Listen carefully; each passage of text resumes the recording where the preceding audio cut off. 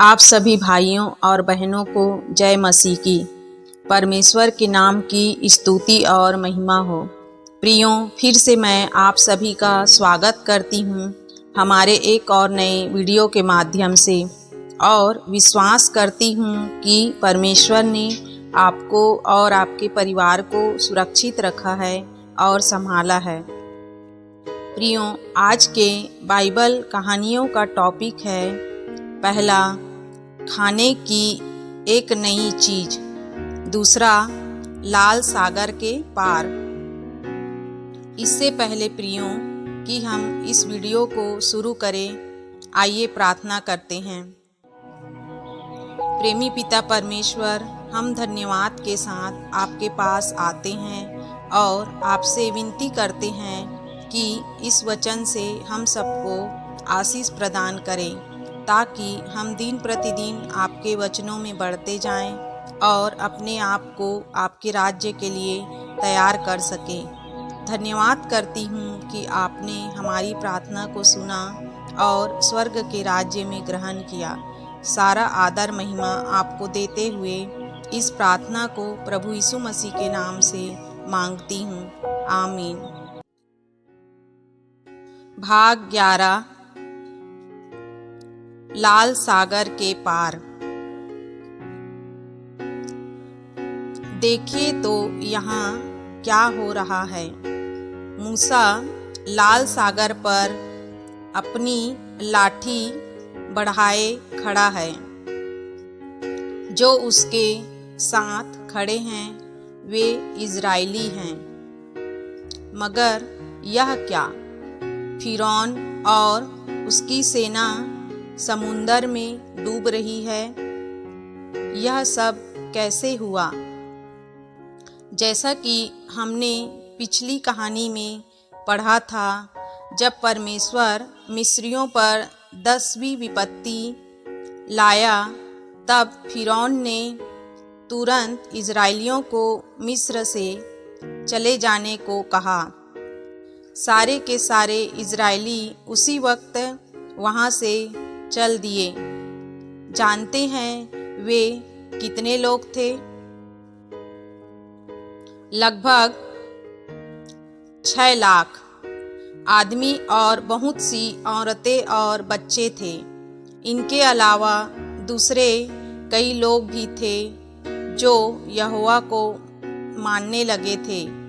इजरायलियों के साथ चल दिए। वे सभी अपने साथ अपनी भेड़ बकरियों और गाय बैलों को भी ले गए।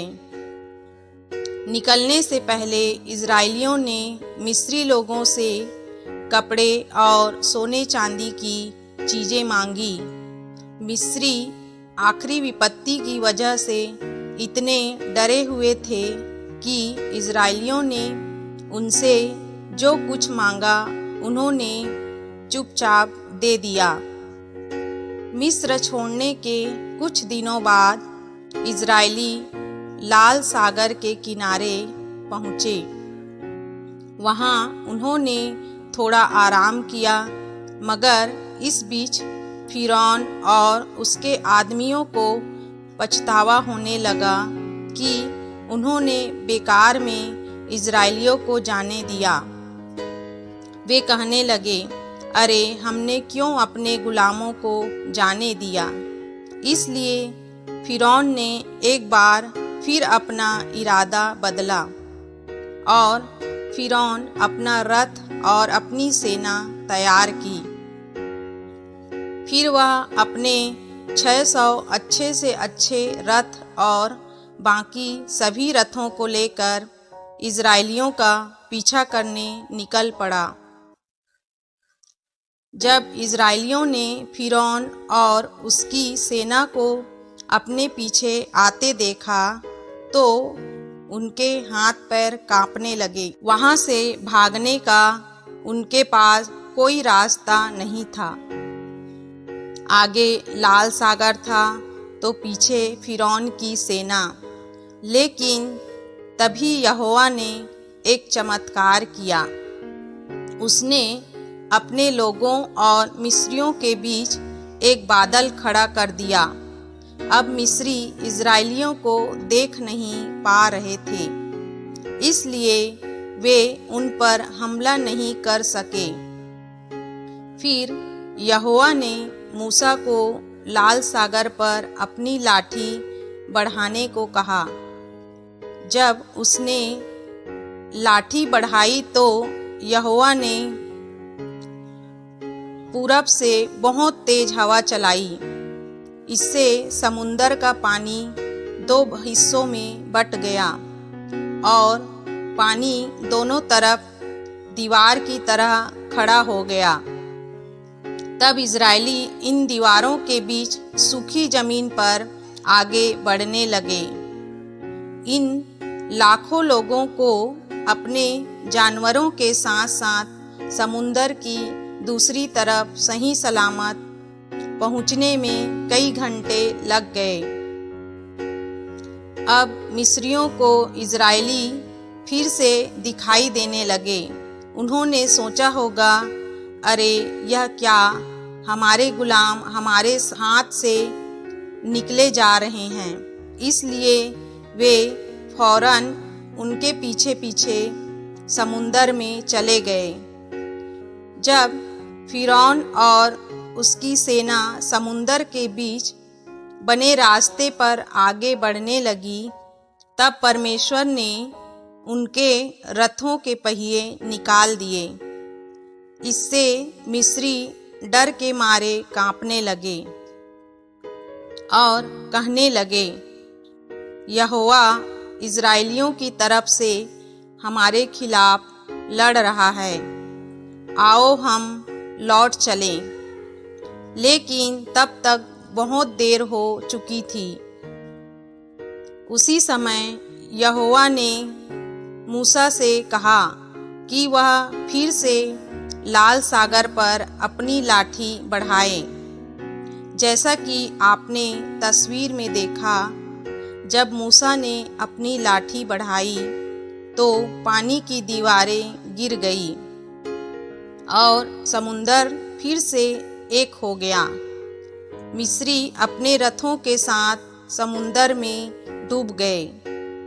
उनमें से एक भी जिंदा नहीं बचा। परमेश्वर ने अपने लोगों को बचा लिया। सारे इजरायली खुशी से झूम उठे। सभी आदमियों ने यहोवा का शुक्रिया अदा करने के लिए यह गीत गाया। यहोवा ने क्या ही शानदार जीत हासिल की। उसने घोड़ों के साथ साथ उनके सवारों को भी समुंदर में डुबो दिया। मूसा की बहन मरियम और दूसरी औरतें भी झूम झूम कर नाचने लगी, अपनी अपनी डफली बजाने लगी। साथ ही उन्होंने भी वही गीत गाया जो आदमी गा रहे थे। यहोवा ने क्या ही शानदार जीत हासिल की। उसने घोड़ों के साथ साथ उनके सवारों को भी समुंदर में डुबो दिया।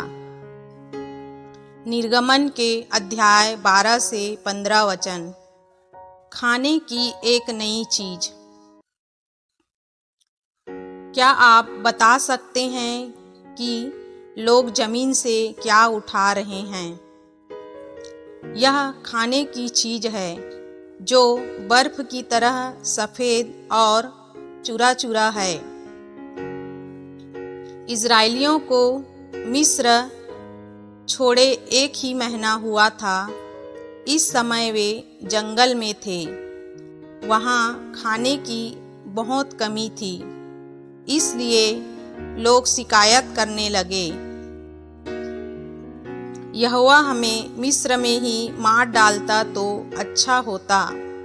वहाँ कम से कम हमारी पसंद का खाना तो मिलता था।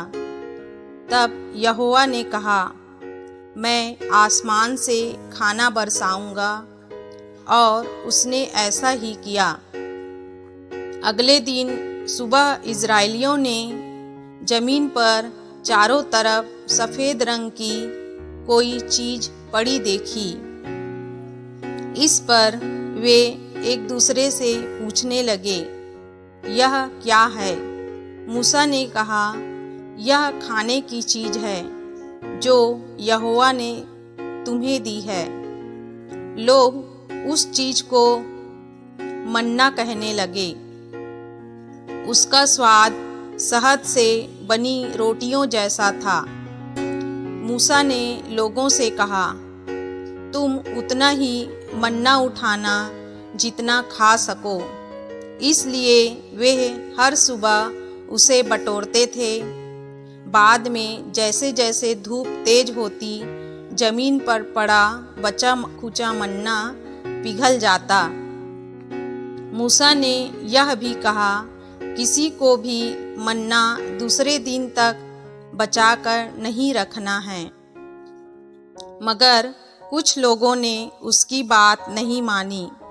जानते हैं तब क्या हुआ? जो मन्ना उन्होंने बचाकर रखा था, दूसरी सुबह उसमें कीड़े पड़ गए और उससे बदबू आने लगी।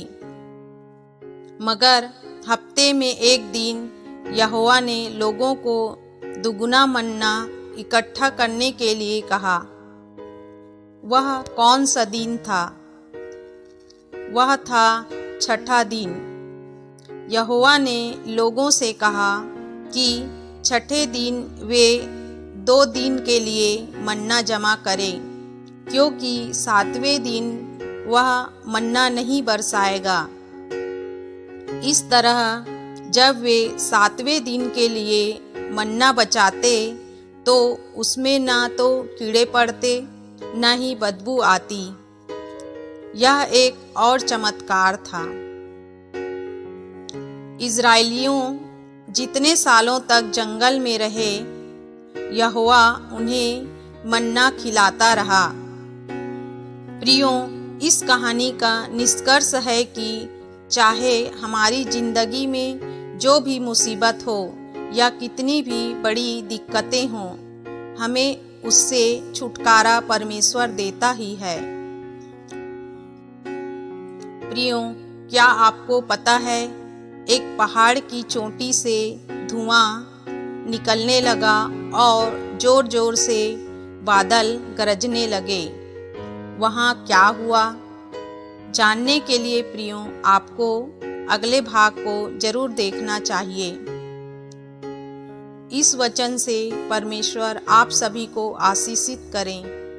प्रियो, इस चैनल जीसस इज ग्रेस को सब्सक्राइब जरूर करें, लाइक करें, कमेंट करें और शेयर करें। God bless you.